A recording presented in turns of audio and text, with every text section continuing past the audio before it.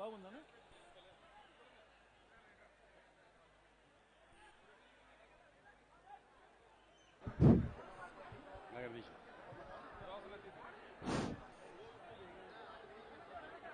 BC గర్జన మహాసభకు లక్షలాది మంది హాజరైన బీసీ గర్జన మహాసభకు ముఖ్య అతిథులుగా వచ్చినటువంటి మాట తప్పని మడమ తిప్పని వీరుడు మన జగన్మోహన్ రెడ్డి అన్న గారికి, అదేవిధంగా ఈ వేదిక మీద ఉన్నటువంటి వైఎస్ఆర్సీపీ నాయకులందరికీ, లక్షలాది మంది ప్రజలందరికీ పేరు పేరున నా యొక్క హృదయపూర్వక నమస్కారాలు. నన్ను జనరల్గా ఏ పార్టీ కాదు కాబట్టి బీసీ వాదిని, బీసీ తీవ్రవాదిని మీటింగ్లకు పిలువారు. జగనన్న వెలిసిండంటే ఎంత కమిట్మెంట్ ఉన్నదో మీరు అర్థం చేసుకోవాలి. వెనకడికి స్వర్గీయ రాజశేఖర రెడ్డి గారు ఇచ్చాడు మీటింగ్లకు పిలిచి, కృష్ణయ్య గారు బీసీల డిమాండ్ ఏంటివో చెప్పన్నాడు. ఆ రోజు నేను ఒక రోజు అనేక ఉద్యమాలు చేస్తూ స్వర్గీయ రాజశేఖర రెడ్డి గారి హయాంలో ఫీజుల రియంబర్స్మెంట్ పెట్టాలి, హాస్టళ్లు పెట్టాలి, గురుకుల పాఠశాలలు పెట్టాలని నిరాహార దీక్ష చేస్తే రాజశేఖర రెడ్డి గారు ఆ రోజు స్వర్గీయ మహానుభావుడు పిలిపించి ముగ్గురు కమిటీ వేశారు. ధర్మాన ప్రసాద్ గారు, ముఖేష్ గౌడ్ గారు, ఇంకా నలుగురు మంత్రులతోటి కమిటీ వేసి కృష్ణయ్య గారి డిమాండ్లు ఎన్ని ఉన్నాయో అవన్నీ ఒప్పుకోమని చెప్పాడు. అంత గడుసున్నటువంటి దమ్మున్నటువంటి నాయకుడిని ఇన్నేళ్ల చరిత్ర, 45 ఏళ్ల ఉద్యమ చరిత్రలో చూడలే. అమాన నిరాహార దీక్ష దగ్గరకు వచ్చినాయి. 2-3 సార్లు చర్చలు జరిపాం. ఒరువలే వీళ్ళు పోయి చెప్పారు, సార్ ఆయన పెద్ద పెద్ద డిమాండ్లు పెట్టిండు, అవి చాలా బడ్జెట్ కావాలి, టోటల్ ఫీజు రియంబర్స్మెంట్ అంటుండు, నియోజకవర్గంకో గురుకుల పాఠశాల అంటున్నాడు, గర్ల్స్ కోటి బాయ్స్ కోటి, నియోజకవర్గంకి ఒక college girls hostel, college boys అంటున్నాడు, స్కాలర్షిప్లు పెంచాలంటుండు, మొత్తం చదువుకునడం ఫ్రీ కావాలంటున్నాడు, దీనికి 1000 కోట్ల బడ్జెట్ కావాలని అడిగారు. అప్పుడు గొప్ప మహానుభావుడు ఏమన్నాడు తెలుసా? ఎంత బడ్జెట్ అయినా సరే బీసీలు చదువుకోవాలి, ఇంకా కుల వృత్తుల కాలం చెల్లింది, ఆ కుల వృత్తులకి పరిశ్రమలు వచ్చినాయి, కంపెనీలు వచ్చినాయి, కాబట్టి ఆ కుల వృత్తులని పోతున్నాయి. వీళ్ళు ఒక్కొక్కరు ఇంజనీరింగ్ చదవాలి, డాక్టర్ చదవాలి, ఎంబీఏ చదవాలి, గొప్ప గొప్ప ఉద్యోగాలు, కలెక్టర్లు కావాలి, డాక్టర్లు కావాలి, ఇంజనీర్లు కావాలి, విదేశాలకు పోయి లక్షల రూపాయలు సంపాదించుకోవాలి, వాళ్ళు కాళ్ళలో తిరగాలి, వాళ్ళు బంగ్లాలలో ఉండాలి. ఈ బీసీలు అట్లాంటి జీవితాన్ని నేను చూస్తా. కృష్ణయ్య గారు ఎవరి గురించి అడుగుతున్నారు? ఆయన గురించి 10 అడుగుతలేడు. కాబట్టి ఎంత బడ్జెట్ అయినా 17 డిమాండ్లను ఒప్పుకోమని చెప్పాడు. నేను నిరాహార దీక్ష కూర్చునే తెల్లారే వచ్చింది. ఆ రోజు రాజశేఖర రెడ్డి గారు మహనీయుడు ఖమ్మంలో మీటింగ్ ఉన్నాడు. రేపు ఆయన గుర్తుకొచ్చింది, విమానంలో పోతుంటే రేపు కృష్ణయ్య దీక్ష కూర్చుంటాడు, ఆయన 1 గంట కూడా కూర్చోవద్దు, ఆయన 1 గంట నిరాహార దీక్ష కూర్చుంటే 4 కోట్ల మంది బీసీల హృదయాలు గాయపడతాయి.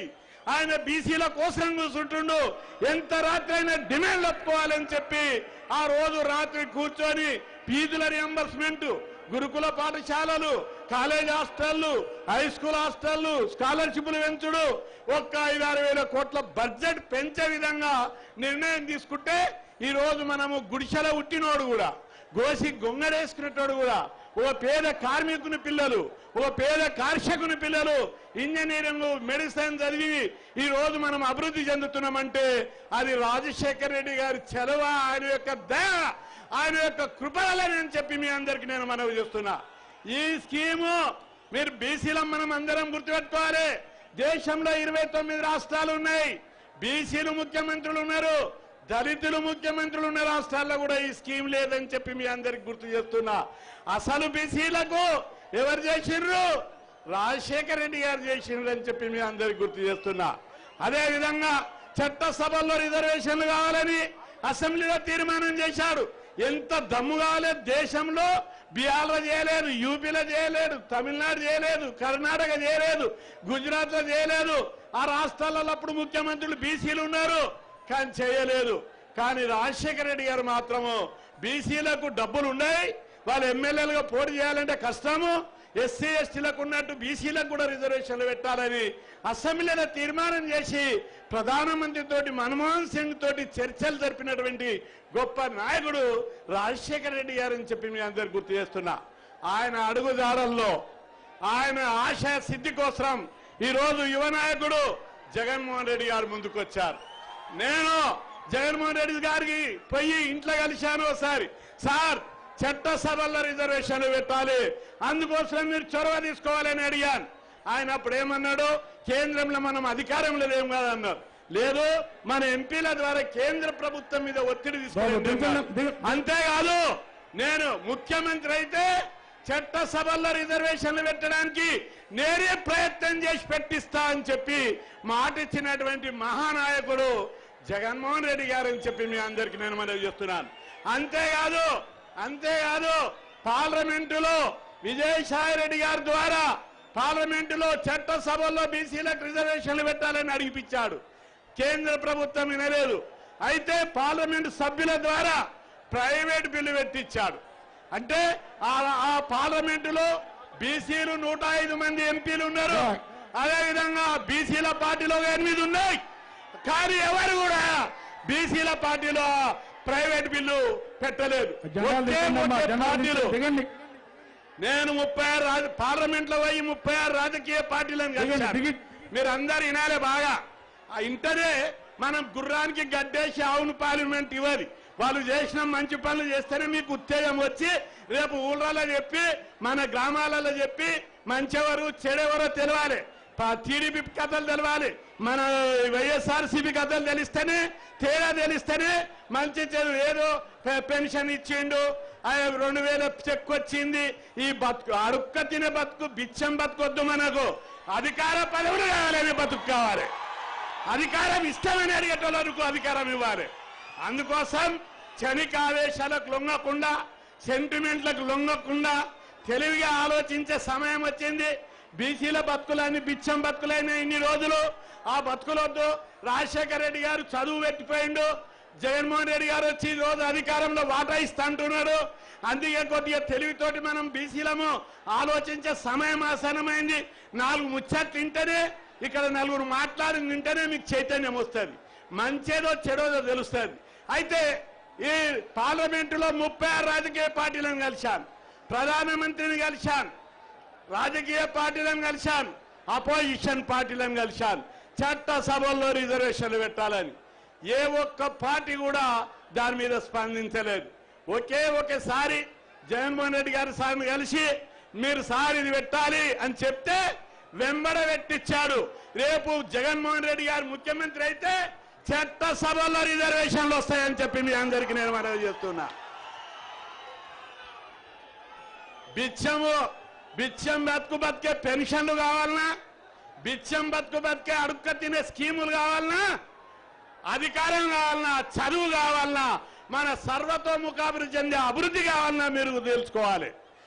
స్వర్గీయ రాజశేఖర రెడ్డి గారు చెప్పేవారు, కృష్ణయ్య గారు మీరు ఈ ఫెడరేషన్లు కార్పొరేషన్లు అడుగుతున్నారు, అవి కూడా పెడదాం, కానీ బీసీలు శాశ్వతంగా అభివృద్ధి చెందే విధానం కావాలి.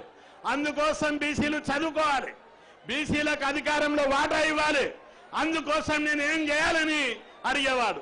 అదే బాటలో జగన్మోహన్ రెడ్డి గారు ఈరోజు ఏ అధికారం లేకున్నా ఉన్న కొద్ది మంది ఎంపీల ద్వారా పార్లమెంటులో ప్రైవేట్ బిల్లు పెట్టిందంటే ఎంత గడ్స్ కావాలి, ఎంత దమ్ము కావాలనో, ఎంత కమిట్మెంట్ కావాలనో ఆ నిజాయితీ మనకు కనిపిస్తుందని చెప్పి చేస్తున్నా.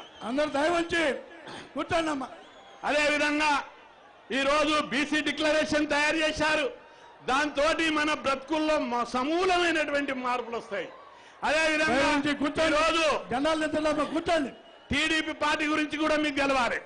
టీడీపీ పార్టీ అధినేత చంద్రబాబు నాయుడు గారు ఏం రాసిండు, బీసీలు జడ్జీలుగా పనికిరారు అని చెప్పి రాశారు. అంటే బీసీలు మంగళ పని చేయాలి, బట్టలు ఉతుకోవాలి, గొల్లు కాయాలి, వీటికే పనికి వస్తారు, కానీ జడ్జీలకు పనికిరారా అని చెప్పి నేను అడుగుతున్నా. అందుకే బీసీలను అవమానపరిచి బీసీల ఆత్మ గౌరవాన్ని దెబ్బతీసేటటువంటి చర్య అని చెప్పి మీ అందరికీ నేను మనవి చేస్తున్నా. చట్టసభల్లో రిజర్వేషన్లు కావాలని ఎన్నికల మేనిఫెస్టో పెట్టారు. తీర్మానం చేశారు. ప్రధానమంత్రిని 40 సార్లు 42 సార్లు కలిశారు. ఒక్కసారన్నా బీసీలకు చట్టసభలో రిజర్వేషన్లు కావాలని అడిగారని చెప్పి నేను ప్రశ్నిస్తున్నా. అంతేకాదు ఏ బీసీలకు ఓట్లేసేటందుకే కావాలి టీడీపీ పార్టీకి, కానీ బీసీలను అభివృద్ధి చేయడానికి ఎలాంటి చర్యలు కూడా మొన్న టీడీపీ పార్టీ జయహో బీసీ అని ఒక మీటింగ్ పెట్టారు. అందరూ నాకు ఫోన్ చేశారు, నేను పిలుస్తారేమని. నేను అన్నా నేను కరడు కట్టిన బీసీ డిమాండ్లు పెడతా, మరి ఆయన భయపడి పిలువనట్టున్నాడని చెప్పిన. కానీ జగన్మోహన్ రెడ్డి గారు బీసీల డిమాండ్లు అంటే చెప్పు కృష్ణయ్య, వచ్చి నేను సాల్వ్ చేస్తా, మీ కులాల యొక్క అభివృద్ధి, యాదవులు కానీ గౌళ్ళు కానీ దేవాంగులు కానీ శెట్టిబల్జలు కానీ కుమ్మరి కమ్మరి ఒడ్రంగి మత్స్యకార పద్మశాలి చేనేత వాల్మీకి కురుబ ఈ చిన్న చిన్న ఏ కులాలు అవుతున్నాయో అన్ని కులాల యొక్క అభివృద్ధికి సమూలమైనటువంటి మార్పులు తీసుకురావడానికి విద్య కావాలి.